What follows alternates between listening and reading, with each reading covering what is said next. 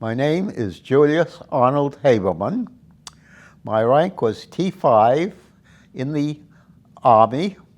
I was in the 69th Infantry Division, the 272nd Regiment, the 3rd Battalion, and in L Company in the 3rd Battalion. I graduated from high school in June 1943. At the beginning of my senior year, in October or so, we all took a test sponsored by the government. And it was a test for the Army Specialized Training Plan, ASTP plan. And we didn't know what we were going to be doing or anything, but we tried, and I passed it, as did many of the fellows.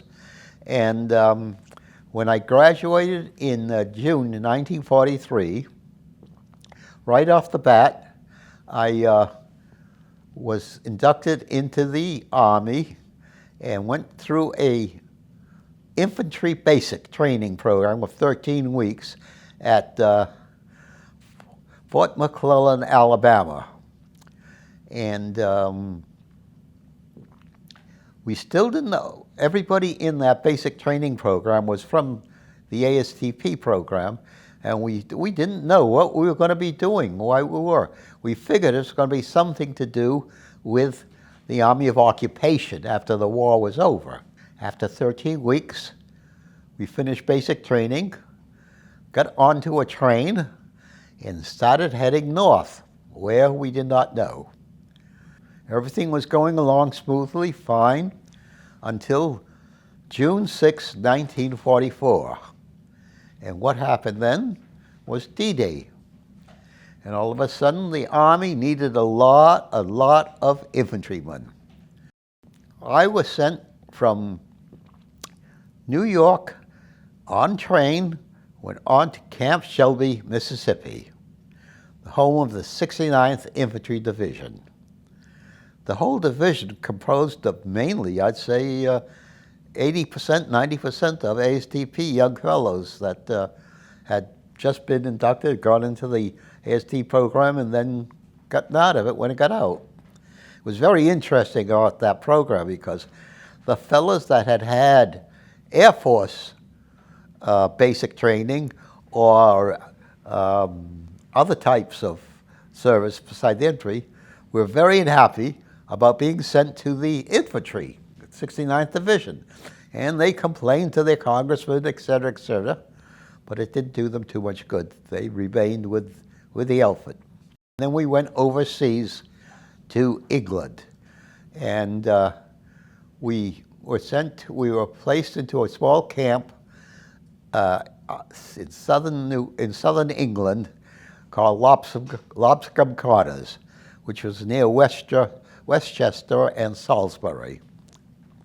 We were there waiting to do whatever we were going to be doing, and in the meantime, while we were there, we were taking further training, and the division formed a new group at that time, for which 10 members of us volunteered to be in, and that was the 3rd Battalion Battle Patrol, which was to be doing mainly reconnaissance patrols and go on and see what's going on and inform for the company headquarters. As I said, there were 10 of us. We were led by Lieutenant Karpak, first lieutenant, very fine officer, very good. And we had training in reconnaissance patrols and in secretive doing things, as way of doing things. But the good part about it was we got extra furloughs that we would have had if I didn't be in that. I got 2 furloughs to England, for example, to London for that.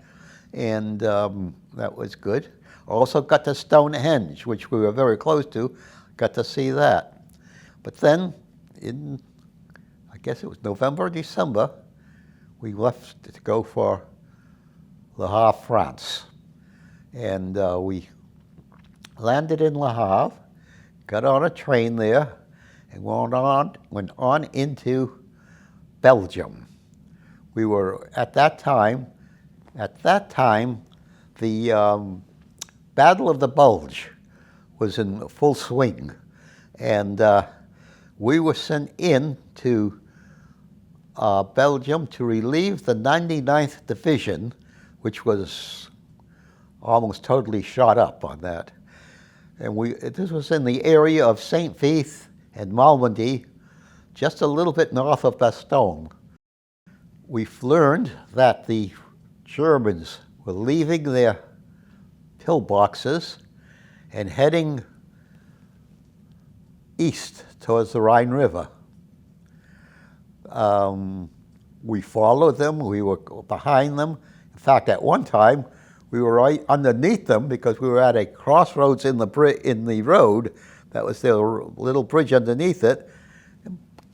Soldiers and tanks that were moving overhead on that road, and we were sitting under there quietly as we could. Some of the German pillboxes were still warm, still occupied, had hot coffee on the burner there, but they had just left. So we went back to our outfit, and in so doing, I don't know if it was on this trip or on one other patrol but we got across to the other side of where the Americans were, and we turned around and looked down and saw Achtung Minen. We had gone through a minefield without realizing it.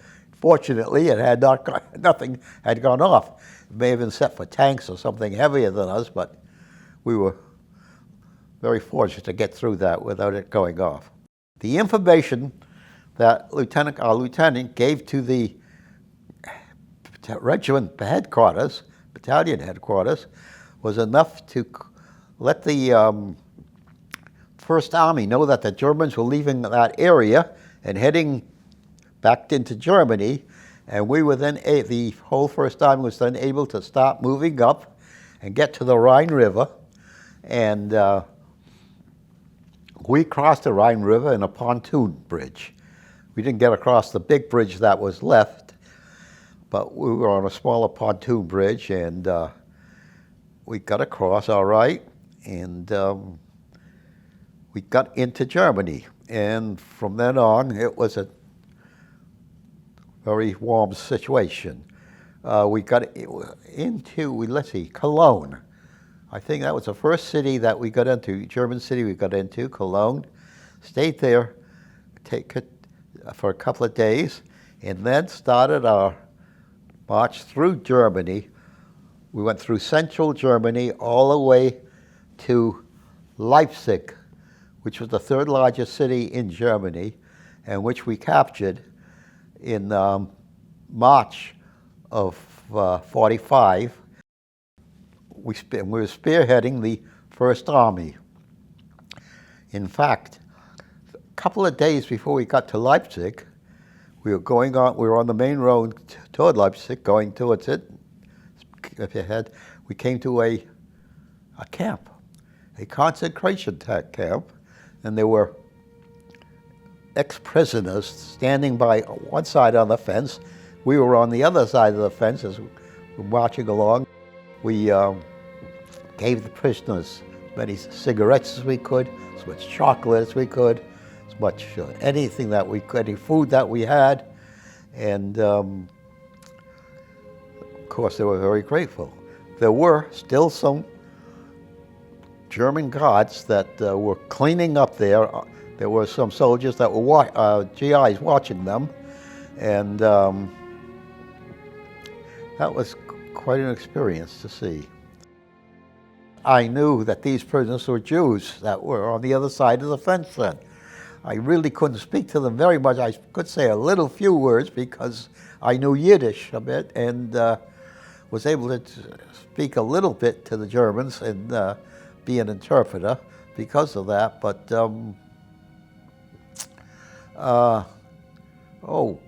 felt very different towards these prisoners that we came across, and very felt very badly from what they were going through and what I'd seen, and mounds of bodies that were in the other side of the camp there. It was not a nice feeling. It was not a nice feeling, and you just wish they could have done something to get the ones that got them to them. That went on and fought the rest of the Germans. It was difficult.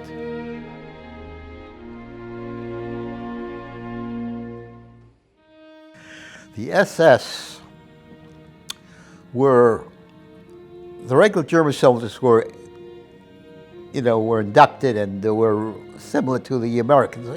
They went through the same things that we do: basic training, and fighting. But the SS was a specialized group that volunteered they were actually from the time they were young youths, and they were in the young German group there, and then they became soldiers under special units that were like prime units. They did extra training, very much so, and very strong Nazi. I mean, they were the really purebred Nazis in all their actions and in their deeds, and in their treatment of people and of the Jews in Germany and Jews anywhere that they came in contact with.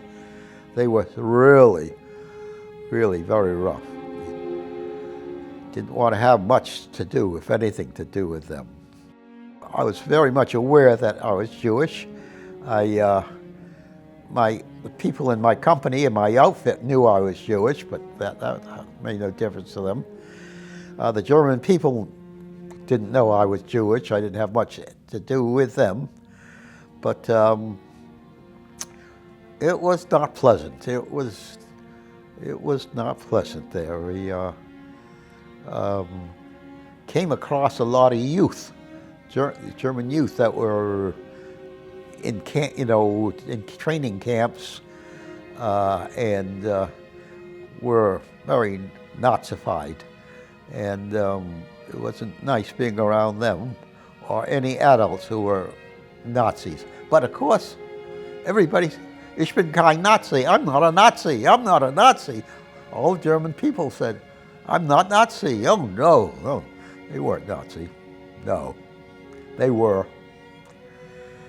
But that's the way it was. It was a little added burden being Jewish than not being Jewish. We were on a patrol and into a city, the first Americans to be there, and some of the German people came out and they spoke, they spoke to us, and I was sort of the interpreter for the company because I could speak a little Yiddish and could understand a little German, and so I was, in this particular case, I was acting as interpreter, as I did in other cases, but this one it was almost fatal because the German people said, up there are some German soldiers, not too many, German soldiers in the 75 gun camp, up there, that anti-aircraft camp that were stationed up there, and you guys can go up and get them. There were 8 of us or 10 of us in the patrol.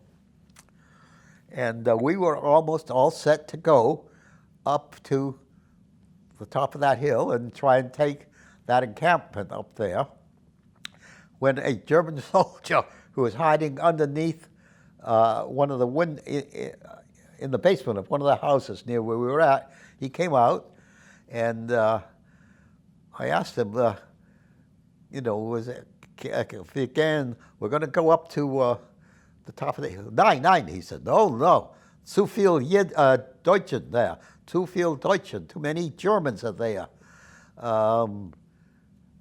I said, wie viel, how many? He said, 100, 200. I said, no, that's not for us. So we then radioed the company headquarters, and they said, okay, no, you guys don't go touch it. If they're that many, we're going to send some companies to go get them. We'll go go up tomorrow morning to get them. And they did go up the next morning, and there were 100 dead Germans there, and some live ones at L Company and K Company were the two companies from the 3rd Battalion that went up instead of us going up there. They got beat up a little, but not too badly. But it's a good thing we didn't go. It's a good thing we didn't go, I'll tell you, because 12 guys would not have lasted very long going up, trying to go up that hill there, and under pretty fair. They bombarded it first. They had artillery bombard the encampment, and then they had the two companies go on in to take it. It would have been a close call for us. In L Company, I lost quite a few friends, and other guys I knew. Friends from home, we did not lose. I was from New Bedford, Massachusetts originally, and none of my classmates. One did go. Oh yeah, one. The one that did go, his name was Sheldon Horvitz, and he was summa cum laude in our high school. He was the top student for the 4 years we were in high school. He got a full scholarship for Brown University, full scholarship with room and all, and then he was inducted into the ASTP program also, and then bingo, he was sent to Salisbury, France? In France. He was in an outfit that was in Salisbury, France, and he was killed there. But if ever there was someone who should not have been in the infantry and not killed, it was Sheldon, because there was such a mind there. I used to walk to school with him, and he would tell me the homework there, because I hadn't done too much homework the night before, and he helped me out with it. And it was a terrible shame, very nice shame. Afterwards, I went to his house and saw his parents, and was his parents, and went with him. He had a sister who was very nice, but it was very sad.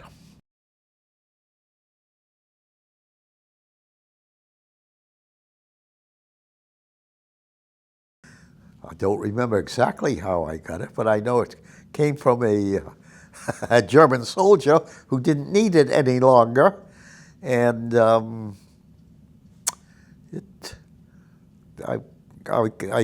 kept it. And let's see, where were we? We were not far. We were in central Germany. I carried it for a long while.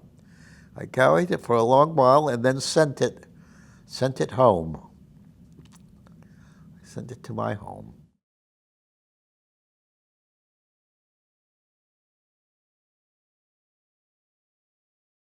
This here is what we used to call the Ike Jacket. I don't know what its formal name is, but it was an Ike Jacket, and we used to enjoyed having it more so than the long jackets that we used to have before this. We'd have longer jackets down, and this was very comfortable. It was distinctive too. I felt a lot different wearing this than when I wore the regular jacket. Well, this is the T5 patch here, and this is the 69th Infantry Division patch, and this here is the 1st Armored Division patch, which is outfit I went into after the war. This here is my battle patrol patch. Other members of the 272nd Regiment couldn't wear these. The only ones that could wear it like this were the members of the battle patrol. We were the first American outfit to join up with the Russians, and that was quite a thing for us on that. And we had to stop pulling out because we didn't realize and know that we were in the Russian zone. We didn't know that Germany had been divided beforehand, and the American and English and British zone were on the west side there. The Russians were on the east side there. And we had to pull back. And it was really exciting because all the refugees that were in that area from Poland or Russia, and they were more anxious than we were to get out of that area because they didn't want to be in the Russian zone because they knew they were going back to Russia, which is the last thing that they wanted to do. So a lot of them went on into the British and American zones, French zone, and got away that way. But many of them had to go back to the east. When the war ended, we were all, as I said, we all went back to the American zone. I believe I went to Kassel, was the name of the city, Kassel, and we were there for a while, and we were preparing to go to Japan. We were going to go fight on in Japan, except in August, I think it was in August, the first atomic bomb went off. And then the next week, the next one went off, and there was no need for us to go to Japan anymore. So we remained in the area where we were in as part of the Army of Occupation. We were in Kassel, but I was taken, the 69th Division got broken up or sent away, that anyhow I got sent out of it and was sent into the 1st Armored Division. I went in as a private, first class, into the 1st Armored Division, and did occupation work